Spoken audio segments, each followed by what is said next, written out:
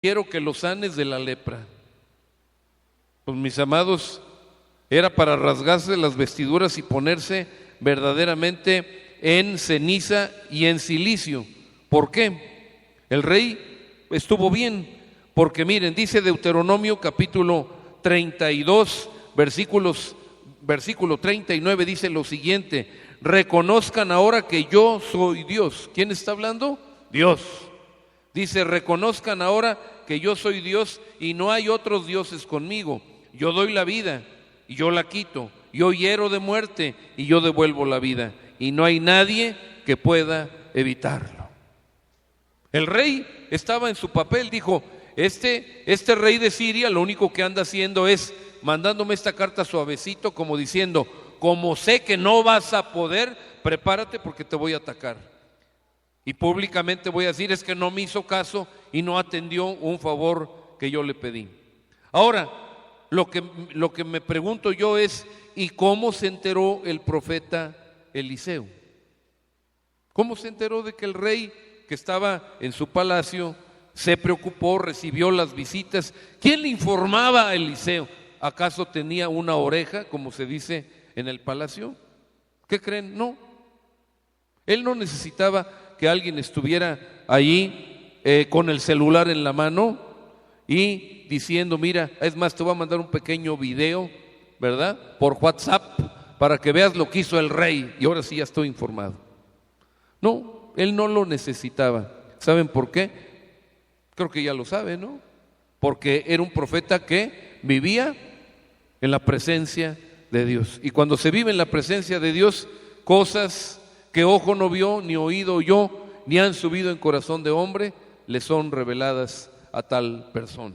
Si alguien está tomando nota, escriba segundo libro de Reyes, capítulo 6, versos 8 al 23, y ahí entenderán mejor esto de lo que estamos hablando. Pero entonces, es muy lógico que el rey estuviera preocupado. Sin embargo, Eliseo no se toma la molestia, dije, de ir a ver al rey, sino que manda un mensajero. Es más, pudo haber sido el mismo criado de Eliseo. Le dijo, ¿sabes qué? Ve a ver al rey y le dices de mi parte esto. Y yo creo que el rey también se enojó porque dijo, bueno, Eliseo es el profeta, pero no tiene modales, ¿por qué no tiene la atención de venir a verme? Pero cuando recibe el mensaje, se le bajó su enojo y dijo, qué bueno que me está quitando un broncón, así que voy a hacer como si viniera él, no me voy a fijar, qué bueno, y se puso contento el rey.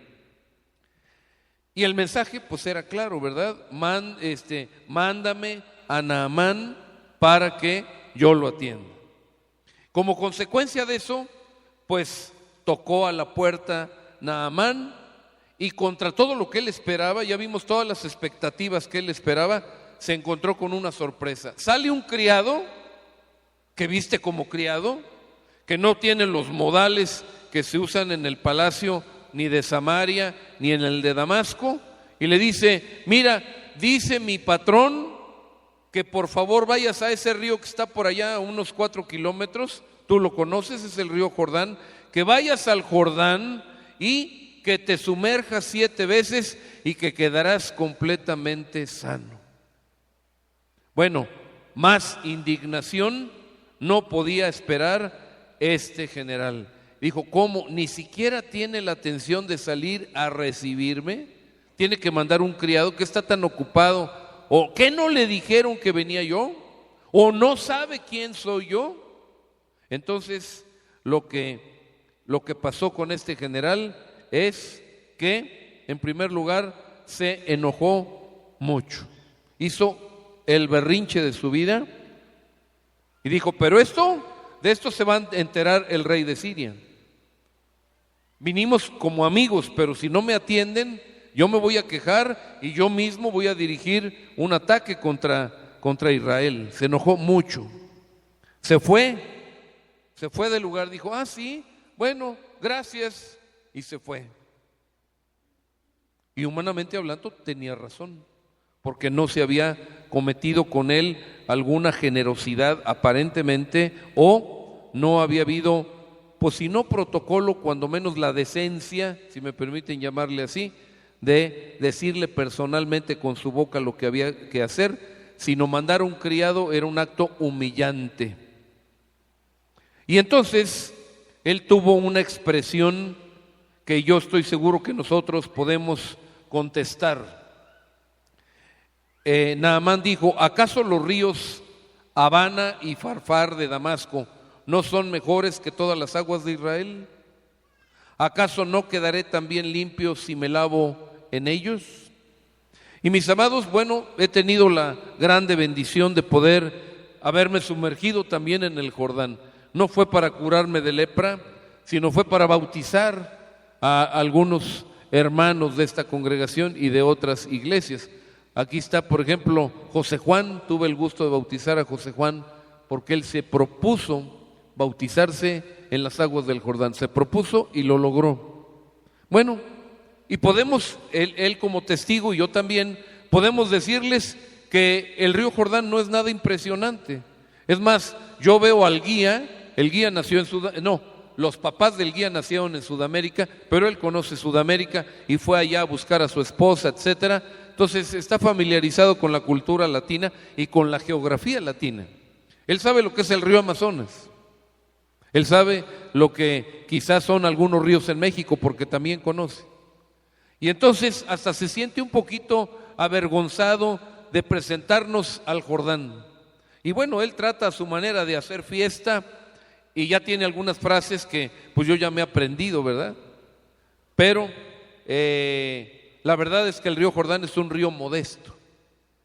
¿Cuántos conocen el río Tuxpan, por ejemplo, que hayan ido al campamento de Tuxpan? ¿No hay nadie que haya visitado Tuxpan? Algunos chavos y algunos otros sí conocen. Bueno, el río Tuxpan yo creo que es unas, pues fácil, así sin exagerar, 200 veces el ancho del río Jordán, para que tengan una idea.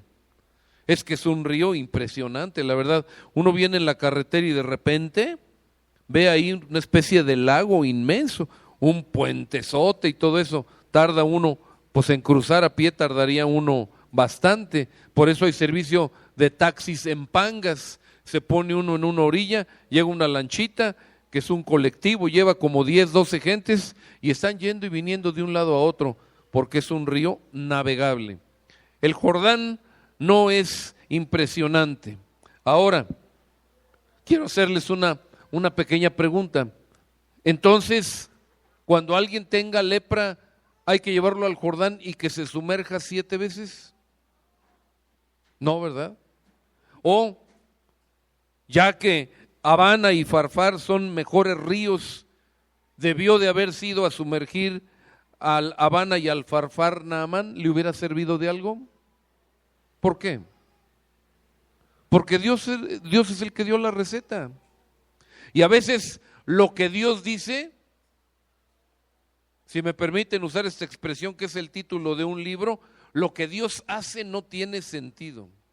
O lo que Dios dice no tiene lógica, como lo quieran tomar. Esa es la realidad. Y cuando nosotros somos muy lógicos, como lo era Naamán, y en términos generales, como somos la mayoría de los varones, no permitimos ver la obra de Dios. Nos impedimos verla. En cambio, la mujer funciona más que con lógica, con sentimientos. Y para colmo, cuando suceden las cosas, nos dan un codazo y nos dicen: ya ves, te lo dije. Y nosotros decimos: pero es que no era lógico, no era por ahí. Y fue. Bueno, en este caso es algo parecido a lo que estamos hablando, ¿verdad? No funcionaba el Abana, el Farfar. Una pregunta más difícil: ¿y si hubiera ido al Jordán y se hubiera sumergido 8 veces, hubiera funcionado? Pues es una vez más de la receta, o el doble por si acaso. Pues me dijo 7, pero mira, por si las dudas, yo me sumerjo 14. ¿Hubiera servido? ¿Por qué? Porque Dios dijo 7. Porque Dios dijo 7, nada más por eso. porque Dios dijo Jordán y 7. Bueno, pues eso y las preguntas, créanme que sí tienen sentido para que nosotros reafirmemos cómo funciona Dios. Nuevamente intervienen en acción gente que en ocasiones no tomamos en cuenta. ¿Quién? Los criados. Pero si no hubiera sido por la criada de su casa, esta historia no existiría. Hubiera tenido que buscar otro tema de predicación. Pero gracias a esa muchachita estamos aquí sentados hablando de las cosas grandes y maravillosas que Dios hace. Nuevamente los criados ahora no son hebreos, ahora son sirios, pero esta gente, Naamán llevaba gente que lo sirviera, que lo atendiera. Entonces los criados nuevamente levantan la mano y le dicen, patrón, si te hubieran pedido hacer una cosa más difícil para que sanaras, es lepra lo que tienes, sí sabes, ¿verdad? Ok, si te hubieran pedido algo mucho más difícil, ¿lo hubieras hecho? Y la otra, el Jordán está a 4 kilómetros, en 2 horas estamos ahí, estoy hablando de otros tiempos, en 2 horas estamos ahí y 2 de vuelta. ¿No quieres invertir 4 horas y ser sano?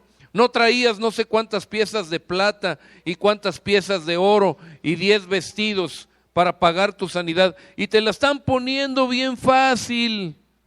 Prueba. Ya si no funciona, pues tú mandas y nosotros te seguimos. Entonces, con mayor razón, si el profeta te dijo, lávate y quedarás limpio, te invitamos cariñosamente a que lo hagas. Bueno, yo creo que Dios le dio con esta reflexión a Naamán, le dio tiempo para reflexionar en lo que le dijeron sus criados. Primero, fíjense, es más, complico todavía más la cosa. Primero fue un criado, el criado de Eliseo, que llevó la receta médica, y luego los criados también, pero lo hicieron reflexionar. Dios quería que se humillara. Dios quería que dejara su carro de guerra, que se despojara de sus vestidos de general, las medallas que traía que se las quitara, porque finalmente delante de Dios nada de eso sirve. ¿Qué hizo entonces Naamán? ¿Fue a qué río? Al único que servía, el Jordán, servía para ese milagro, Jordán. ¿Y qué hizo? La receta médica, 7 veces, órale. Y yo creo que hasta les dijo a sus siervos, cuéntenmelas, no quiero dar ni más ni menos zambullidas. 7 veces se zambulló, conforme a qué, a la palabra de Dios pronunciada por su siervo Eliseo. ¿Consecuencia de obedecer a Dios? Pues no. ¿Complicado o sencillo? Mis amados, en ocasiones nos imaginamos que Dios es demasiado complicado y los complicados somos nosotros. Dios es sencillo. Y aquí la receta era sencilla, se siguió y listo, ahí está el resultado. Este varón quedó limpio. ¿Qué hizo? No, pues ya con otra actitud, ya no con una actitud de desprecio que él había sentido o de reclamo al profeta. Oye, qué gacho, pues no es que no saliste, no, nada. Casi llegó y vemos ahí en el dibujo cómo llegó postrándose a los pies de Eliseo, sacando ahí las monedas de oro, de plata, los vestidos, como diciendo, ¿sabes qué? Pues mira, no es mucho, pero yo creo que te mereces esto y más. Por favor, recibe lo que yo te estoy dando. Sin embargo, pues este siervo que andaba en la presencia de Dios, dijo, pues es como si me dieras cacahuates, porque ¿qué crees? A mí me viste y me alimenta el Dios de todo el universo. Gracias, no me quedo con nada. Pero ahí Naamán abrió su corazón para que Dios entrara al mismo y empezara a controlar su vida. Se rindió a Dios. Se comprometió a adorar de ese momento en adelante únicamente al Dios de Israel. No sabía su nombre. Nosotros sabemos muchos nombres, no uno solo, ¿verdad?